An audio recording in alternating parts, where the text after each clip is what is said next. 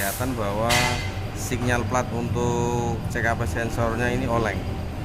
Ini kalau dari analisa kita, kayaknya dulu pas overhaul ini pernah jatuh ini karkasnya, sehingga sinyal platnya jadi bengkok gitu.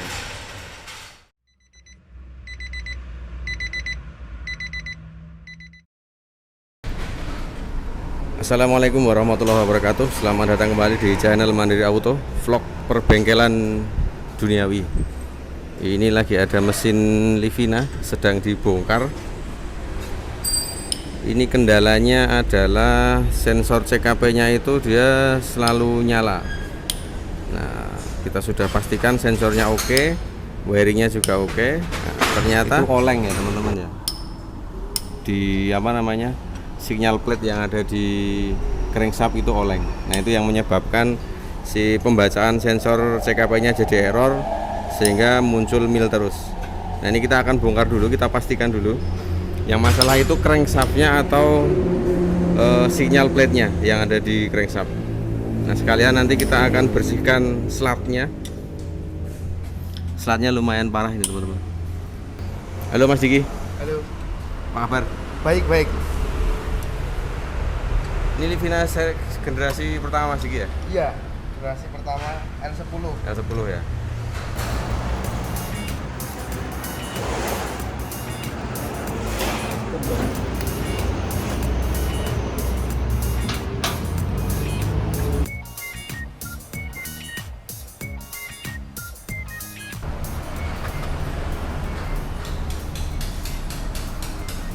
Ini lumayan parah ya teman-teman ya. Jadi di noken AC itu ini sedikit luka. Sepertinya sirkulasi olinya nggak lancar ini.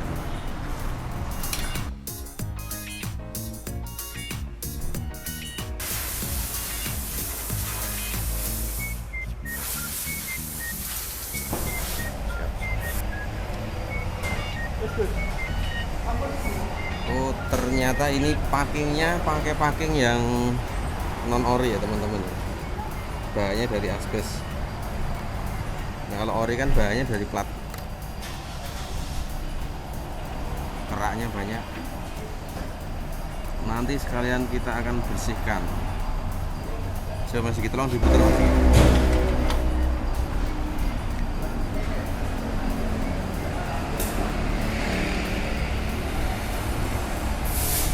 Oke. Setelah bagian atas kita bongkar, lanjut kita bongkar bagian bawah.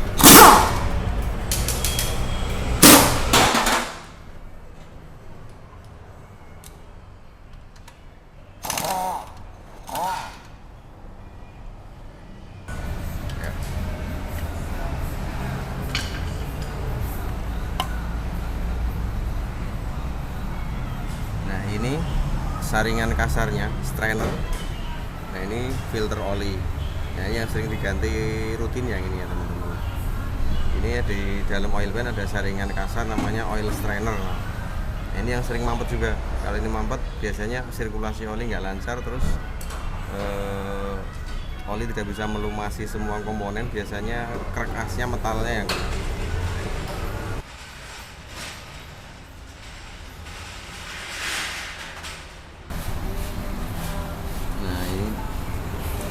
Ketahuan silnya ini posisinya nggak pas ya, sama ini agak sedikit patah ini silnya. Ini juga mempengaruhi tekanan oli juga karena ini sil oli ini.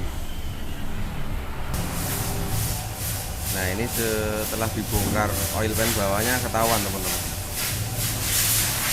Kelihatan bahwa sinyal plat untuk CKP sensornya ini oleng.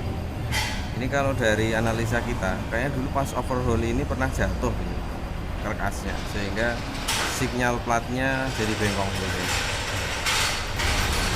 Nah, sebelum kita preteli habis, kita ukur dulu ya teman-teman ya, set clearance untuk konrut pistonnya. Saya masih speknya 0,20 sampai 0,35 mm. 0,25 ya teman-teman. Coba yang lain masih. Oke. Ya, nomor 23.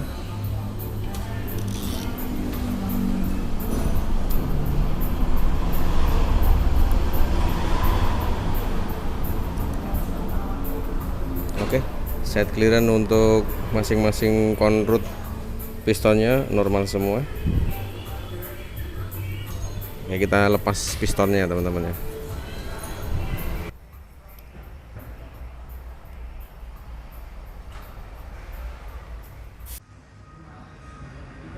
Nah, ini kondisi metal jalan, terlihat sedikit luka, ada goresan di situ ya teman-teman ya.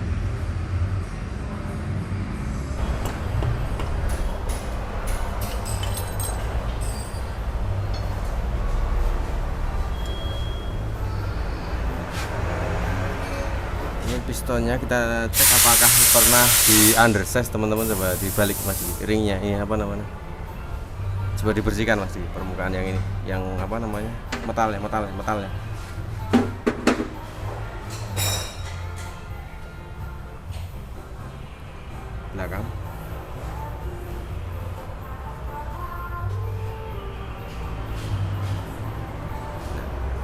Ini teman-teman, kalau misalnya ada dia pernah undersize, di sini biasanya ada tulisannya US di belakang sini.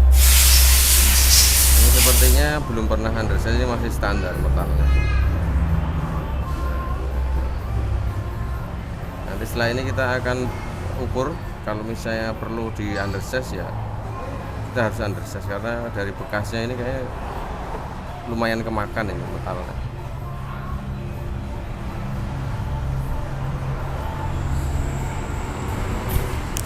Lanjut kita bongkar krek as teman-teman.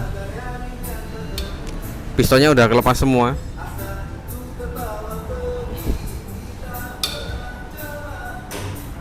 Nah, ini pistonnya.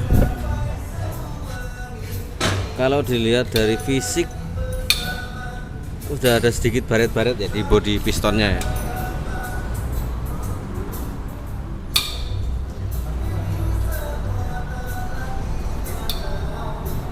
Baretnya masih belum terlalu kasar, cuman karena entah ini pernah dibongkar atau gimana, ini markingnya untuk nomor silindernya udah nggak ada ini. Jadi ini kita urutkan dari yang paling depan, nomor 1, nomor 2, nomor 3, nomor 4.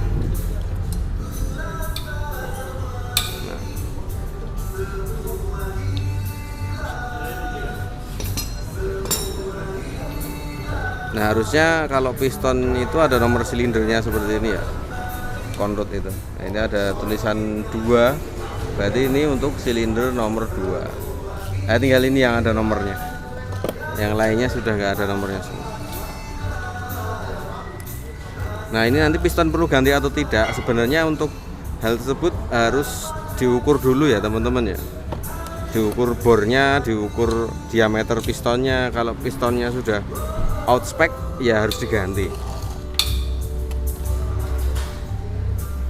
Nah, kebetulan untuk Livina ini dari pabrik dia tidak menyediakan oversize. Jadi kalau misalnya mau oversize harus pakai piston aftermarket.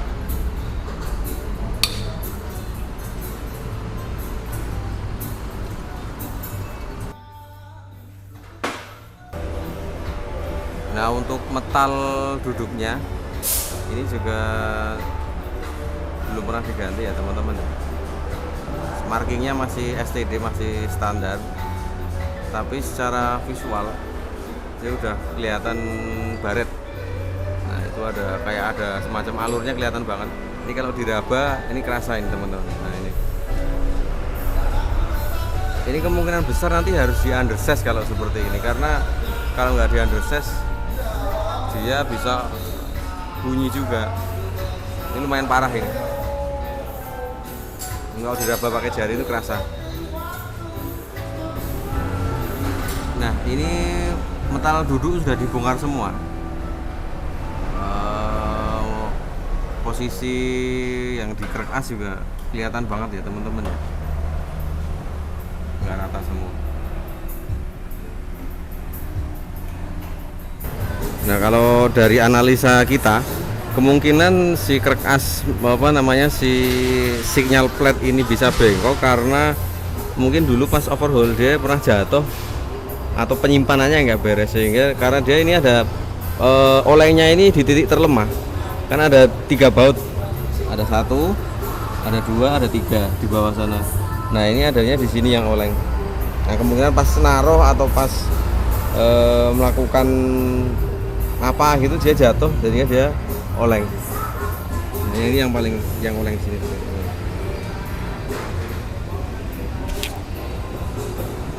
Makanya lebih hati-hati kalau misalnya kita sedang menghandle krek as. Ini kelihatan banget ya teman-teman ya. Pin jurnal nomor 1. Yang nggak kalah penting di sistem mesin adalah pompa oli. Nah pompa olinya ada di oil pan yang upper. Nah, ini kita bongkar dulu ya teman-teman ya. Pompa oli ini bertanggung jawab untuk mensuplai pelumasan di seluruh mekanikal mesin. Nah kalau dia tekanannya berkurang, otomatis pelumasan tidak akan sempurna dan akan mengakibatkan mesin menjadi bunyi.